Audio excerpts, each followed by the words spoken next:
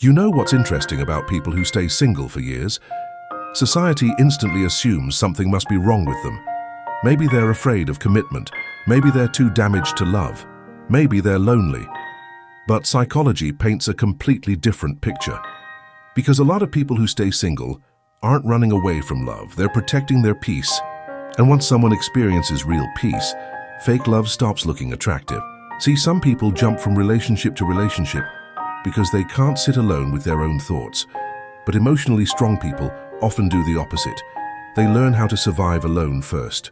No constant texting, no emotional dependency, no needing someone else to fix their mood every night. Psychologists call this emotional self-sufficiency, the ability to regulate your own emotions without depending on another person for validation. And once a person reaches that level, something changes inside them. They stop asking, "Who will love me?" and start asking, "Who deserves access to my life?" That's why many long-term single people become extremely selective. Not because they're arrogant, not because they think they're better than everyone else, but because their current peace already feels safe, and people protect what feels safe. A lot of them also learned the hard way what relationships can do to a person. Manipulation, gaslighting, cheating, emotional exhaustion. Or maybe they grew up watching toxic marriages destroy people slowly over time. So their brain-adapted psychology calls this loss-based learning. When emotional pain becomes connected to intimacy, the mind becomes more cautious about who it trusts. Not closed, just careful. Because after enough chaos, peace becomes addictive. And honestly, that's the part society doesn't understand. People always romanticize relationships, but nobody talks enough about the emotional cost of the wrong one.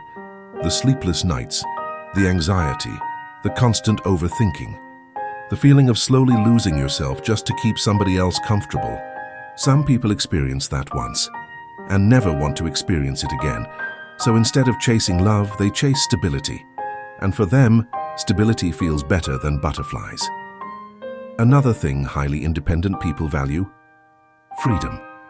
The freedom to disappear for a weekend, to focus on goals, to change their life without asking permission, to enjoy silence without explaining it to anyone. And once someone gets comfortable living that way, relationships stop feeling necessary. Because relationships require compromise, time, emotional energy, constant negotiation. And some people quietly realize, my life already feels complete. Not perfect, but peaceful. That's also why single people often notice red flags faster than others. They don't ignore emotional immaturity. They don't romanticize inconsistency. And they don't stay just because somebody has potential.